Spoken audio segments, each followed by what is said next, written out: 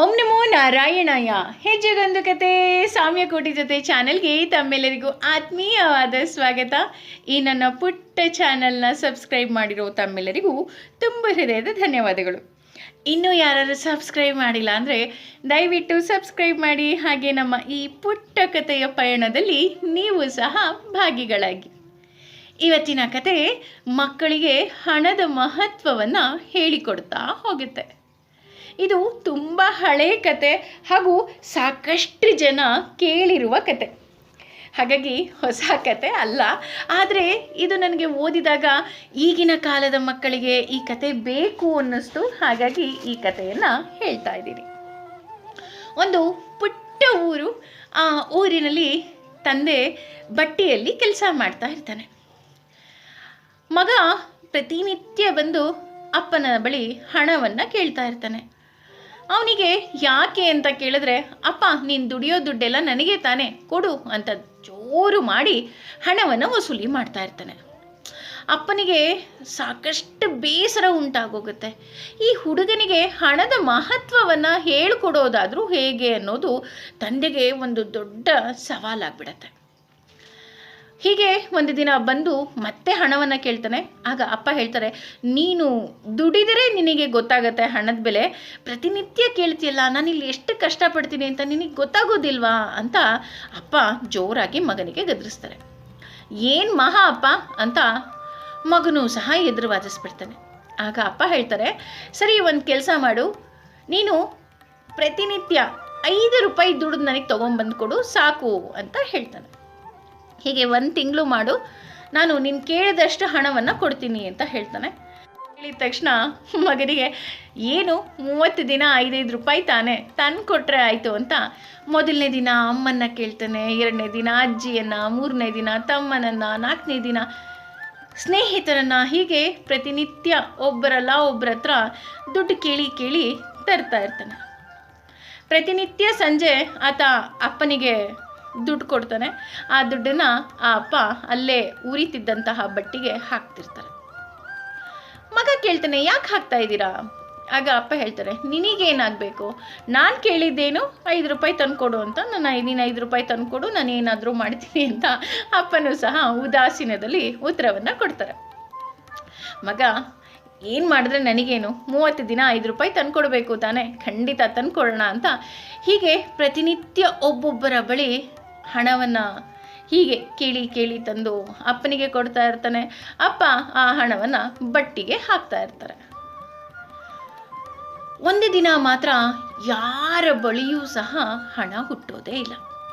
ಎಲ್ಲರೂ ಏನಿದು ದಿನಾ ದುಡ್ಡು ಕೇಳ್ತೀಯಲ್ಲ ಅಂತ ಆ ಹುಡುಗನಿಗೆ ಬೈದ್ಬಿಡ್ತಾರೆ. ಆ ಹುಡುಗನಿಗೂ ಗೊತ್ತಾಗಲ್ಲ, ಅಯ್ಯೋ ನಾನು ಇವತ್ತೇನಾದರೂ ದುಡ್ಡು ತೊಗೊಂಡು ಹೋಗಿ ನಾನು ಅಪ್ಪನಿಗೆ ಕೊಟ್ಟಿಲ್ಲ ಅಂದರೆ ಅಪ್ಪ ನನಗೆ ಬೈದು ಬಿಡ್ತಾರಲ್ವಾ, ಅಂದರೆ ನಾನು ಈ ಚಾಲೆಂಜಲ್ಲಿ ಸೋತ್ ಹಾಗಾಗ್ಬಿಡುತ್ತಲ್ವಾ ಅಂತ ಏನು ಮಾಡ್ತಾನೆ, ಯೋಚನೆ ಮಾಡ್ತಾ ಕೂತಿರ್ತಾನೆ. ಅಲ್ಲಿ ಒಬ್ಬರು ವೃದ್ಧರು ಗಾಡಿಯನ್ನು ಎಳ್ಕೊಂಡು ಹೋಗ್ತಾ ಇರ್ತಾರೆ. ಆಗ ತಕ್ಷಣ ಆ ಹುಡುಗ ಆ ವೃದ್ಧರಿಗೆ ಕೇಳ್ತಾರೆ, ತಾತ ನಾನು ಈ ಗಾಡಿಯನ್ನು ಅಷ್ಟು ದೂರ ಎಳ್ಕೊಂಡು ಬರ್ಬೋದಾ ಅಂತ. ಖಂಡಿತ ಕಂದ, ನನ್ನ ಕೈಲೂ ಆಗ್ತಾನೆ ಇಲ್ಲ, ಇವತ್ತು ಬೆಳಗ್ಗೆಯಿಂದ ಕೆಲಸ ಮಾಡಿ ಭುಜ ಎಲ್ಲ ತುಂಬ ನೋವ್ತಿದೆ, ಆದರೆ ಏನು ಮಾಡಲಿ, ನಾನೂ ಸಹ ದುಡಿಲೇಬೇಕು, ಹಾಗಾಗಿ ಕೆಲಸ ಮಾಡ್ತಾ ಇದ್ದೀನಿ, ಸಾಕಾಗಿದೆ, ಒಳ್ಳೆಯದಾಯಿತು, ಎಳ್ಕೊಂಡು ಹೋಗು ಅಂತ ಹೇಳ್ತಾರೆ. ಹಿಂದೆ ಸಾಕಷ್ಟು ಭಾರದ ವಸ್ತುಗಳಿರುತ್ತೆ, ಆದರೂ ಸಹ ಈ ಹುಡುಗ ಹಣದ ಆಸೆಗೆ ಆ ತಾತ ಹೇಳಿದ ಕಡೆಗೆ ಆ ಗಾಡಿಯನ್ನು ತೆಗೆದುಕೊಂಡು ಹೋಗಿ ನಿಲ್ಲಿಸ್ತಾನೆ. ಅಲ್ಲಿ ಯಜಮಾನ ತಾತನಿಗೆ 10 ರೂಪಾಯಿ ಕೊಡ್ತಾರೆ.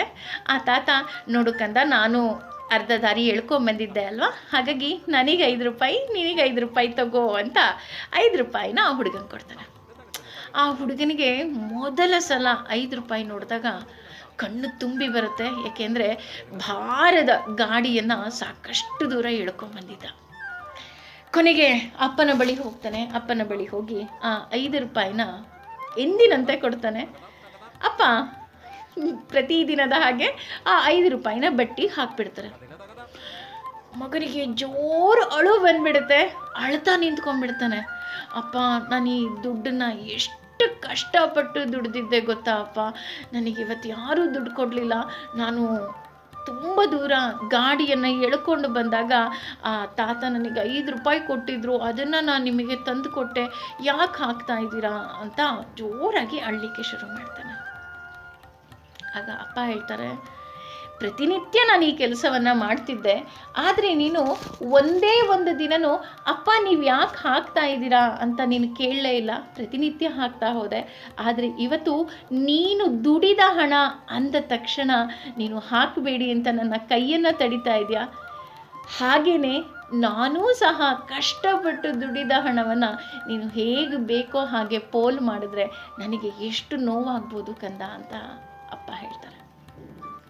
ಆಗ ಮಗ, ಅಪ್ಪ ನನ್ನನ್ನು ದಯವಿಟ್ಟು ಕ್ಷಮಿಸ್ಬಿಡಿ, ನಾನು ಇನ್ನು ಮುಂದೆ ನಾನೂ ಸಹ ಸಂಜೆ ಹೊತ್ತು ಅಂಗಡಿಗೆ ಬಂದು ಕೂತ್ಕೊಳ್ತೀನಿ, ಈ ಬಟ್ಟೆಯಲ್ಲಿ ನಾನೂ ಸಹ ಕೆಲಸವನ್ನು ಮಾಡ್ತೀನಿ, ಇನ್ಮೇಲೆ ನಿಮ್ಗೊಬ್ಬರಿಗೆ ಹೀಗೆ ಬಿಡೋದಿಲ್ಲ, ಹಾಗೂ ಅನಗತ್ಯವಾದ ಖರ್ಚುಗಳನ್ನು ಮಾಡೋದಿಲ್ಲ ಅಂತ ಹೇಳಿ ಆ ಹುಡುಗ ಜೋರಾಗಿ ಅಳೋದಕ್ಕೆ ಶುರು ಮಾಡ್ತಾನೆ. ಹೌದು ಮಕ್ಕಳ, ಪ್ರತಿಯೊಂದು ರೂಪಾಯಿಯೂ ಸಹ ಬಹಳ ಕಷ್ಟಪಟ್ಟು ನಿಮ್ಮ ತಂದೆ ತಾಯಿ ದುಡಿತಾರೆ. ಹಾಗಾಗಿ ಹೇಗೆ ಬೇಕೋ ಹಾಗೆ ಪೋಲ್ ಮಾಡೋದಕ್ಕಿಂತ ಮುಂಚೆ 100 ಸಲ ಯೋಚನೆ ಮಾಡಿ. ಐ ಹೋಪ್ ಇವತ್ತಿನ ಕತೆ ಇಷ್ಟ ಆಯಿತು ಅಂತ ಭಾವಿಸ್ತೀನಿ. ಧನ್ಯವಾದಗಳು.